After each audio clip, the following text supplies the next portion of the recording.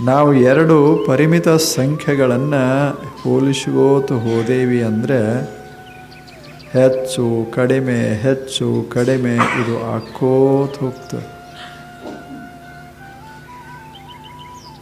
ಹೆಚ್ಚು ಕಡಿಮೆ ಆಯಿತು ಅಂದರೆ ಮನಸ್ಸು ಅಸಂತುಷ್ಟವಾಗ್ತದೆ.